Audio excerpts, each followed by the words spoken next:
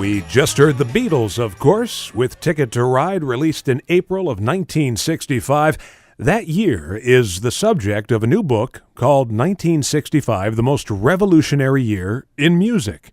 Its author is our guest today on the Vintage Rock and Pop Shop.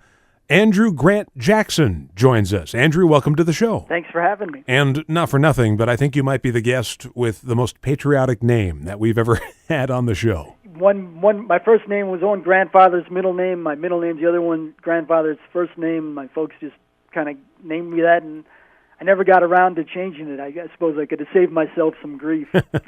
Conversation starter. There you go. Well, let's get that conversation started. You know, 1965 is an interesting year in music. Obviously, the year before, we had the Beatles coming to America. And in a way, I guess the Beatles arriving here forced American acts to step up their game a little bit.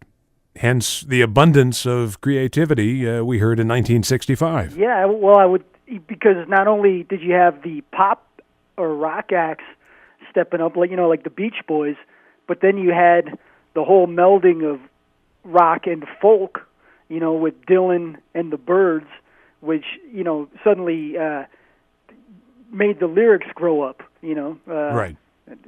And you had a whole other thing going on in soul music at the time, too. It's interesting that you mentioned the Beach Boys there, because listeners of this show will know that I'm a major Beach Boys fanatic. And by the middle of 64, they had stopped singing about surfing and moved on to other topics, mainly romance, heartache, and loss, all of those topics eventually being brought to full fruition on the group's 1966 album Pet Sounds, Brian Wilson's masterpiece. But the recording of that album began in late 65. Before the Beatles showed up, they thought they were kind of the kings of rock, but then suddenly the Beatles came into town, and he was like, I forget exactly how he put it, but he's like, then we realized we had to step on the gas a little bit, and he really, his competitive drive really kicked in. He was probably, him and the Beatles, to an extent the Stones, they really kicked in Baroque pop, or some people say chamber pop, which combined elements of classical music with rock and roll. That was one of the best things to come out of the year, too. Yeah, all those harpsichord players suddenly had a lot of work. Yeah. Everything from Aftermath to Simon and Garfunkel, everybody used the harpsichord.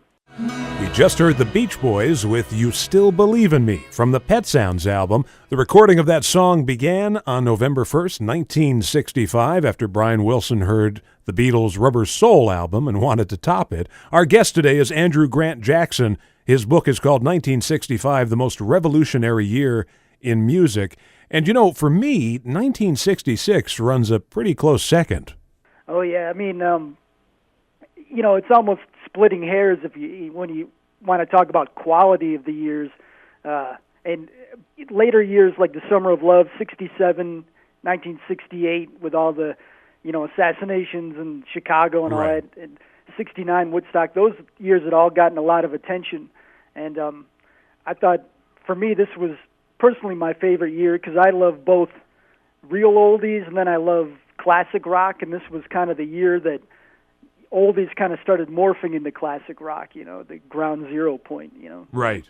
So I thought that was particularly interesting. 1965 may also be ground zero for social concerns weaving their way into lyrics in songs that were in the top 40. Yeah, I think like Eve of Destruction might be the first number one pop rock hit that also just was totally topical, from everything from Selma to, the Cold War tensions and nuclear tensions and all that sort of thing. Well, let's pick out three landmark songs released in 1965 to talk about. Let's begin with Eve of Destruction. Eve of Destruction was a guy named P.F. Sloan, who was a house songwriter for Dunhill Records, which was Lou Adler. He was a producer who later would discover the Mamas and the Papas, actually through, in a sense, Eve of Destruction, but P.F. Sloan was, I think he was 19 years old, and Lou Adler, I believe, or somebody, an executive at his label, gave him a copy of a Dylan album and said, go write some protest songs like this. And he wrote a Eve of Destruction in like one one night kind of came out in a torrent. One of the biggest effects of the song was he sang about in the first verse, you're old enough to kill, but not for voting. Right. And because people back then, you get drafted. That was July was when Lyndon Johnson really kicked up the draft, sending people over there. But you had to be 21 years old, that at that point to vote.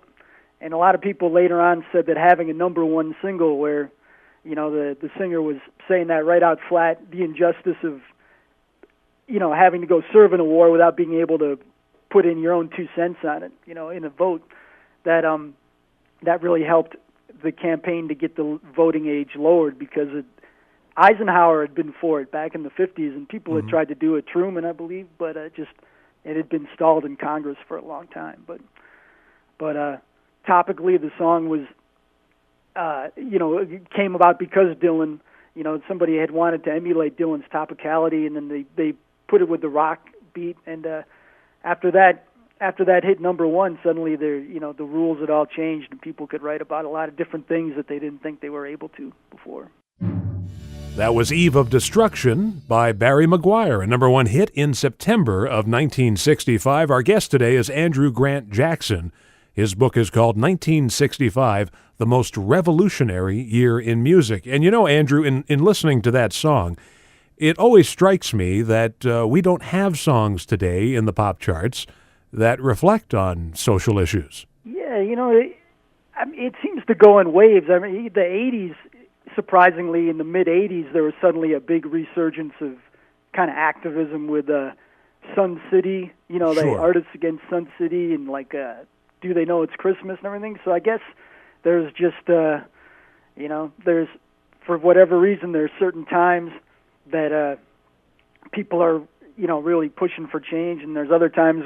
There's a new book out now called The Age of Acquiescence, which it talks about how right now we're kind of accepting, the powers that be are just kind of dominating everything, But 65 was one of those years where people were fighting back a little bit. Well, I guess as long as everybody has an iPhone, the world can go to hell. The new opiate of the masses. Yeah. We talked about Bob Dylan's influence on the writing of Eve of Destruction. Bob Dylan himself had a landmark song released in 1965, Like a Rolling Stone, which I guess up until that point had been the longest single ever. A couple months earlier, Phil Spector had just kind of broken the rules a little bit with You've Lost That Love and Feeling.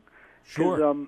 I think it was 3 minutes 45 seconds, which was longer than any DJ would play at the time. But so he got around that by just on the label he printed that it was 3 minutes and 5 seconds. Right. And then by the time everybody figured it out, it was too late. It was number one. But yeah, then Dylan came along and did 6 minutes, which it almost didn't get released because his label, Columbia, was, they were like, forget it. Well, they asked him to cut it in half and put like half the song on side A and half on side B, and he was just like, no, I'm not going to do it. And it was kind of languishing, but I believe it was an A&R executive or someone at the label took it to a New York discotheque and got somebody to play it. And then the next day, all the DJs were calling the record label, saying, hey, where's this new single?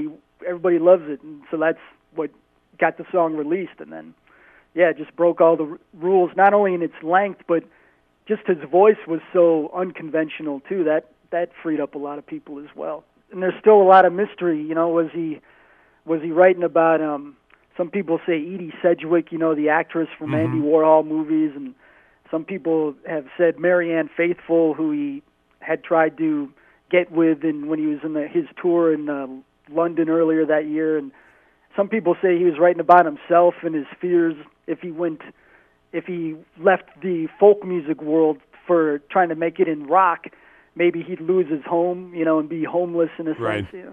So there's probably all these things swirling around in his subconscious. We just heard the Supremes with I Hear a Symphony, released on the 6th of October, 1965. Our guest today is author Andrew Grant Jackson. He's written books like Still the Greatest, The Essential Songs of the Beatles' Solo Careers, Where's Ringo, and his new one, 1965, The Most Revolutionary Year in Music. And that's the book we're talking about today. We were looking at some landmark songs of 1965, and the last one we'll take a look at here is Papa's Got a Brand New Bag by James Brown. What can you tell us about it? The word funk had been around for a long time because even Motown's house band of session musicians called themselves the Funk Brothers. But in terms of a new genre, this was the tune where James Brown suddenly kind of discovered he had recorded it in one take one night after I think it was after a gig, or anyway, it was in February that year. And when they were playing back the sound, he suddenly had an epiphany that his style going forward was to just totally concentrate on the rhythm and make everything from the guitars and the pianos just to, in a sense, be another form of drum, and not strip out the melody and just, totally focus on the rhythm. And that people, the historians, look back and say that was kind of the beginning of funk as a genre. And then later he kind of changed, instead of the backbeat, he kind of changed the actual beat of music, and that was the form that kind of eventually grew into hip-hop and everything. Right, and when it comes to rap and hip-hop, even to this day, you still hear samples of James Brown's music. Yeah, and he originally, when he was really enraged about that he wasn't getting paid, but, it kind of definitely, in the big picture, it definitely made him, the godfather of not only soul and funk, but then hip-hop, so it worked out for him. I guess he didn't get paid. I got to kill the record. That's James Brown with Papa's Got a Brand New Bag, Parts 1 and 2. Right here on the Vintage Rock and Pop Shop. Our guest today has been Andrew Grant Jackson. His book is called 1965, The Most Revolutionary Year in Music, available in bookstores everywhere, and you can also go to Amazon.com and order it online. Andrew, a fascinating discussion. Thanks so much for joining us today. Sure, and I just want to mention that there's a website. Okay. 1965book.com, www.1965book.com. A lot of videos and excerpts from the book you can see up on there. Absolutely. Make sure to check that website out. Andrew, thanks so much. Yeah, thanks for having me on. Appreciate it.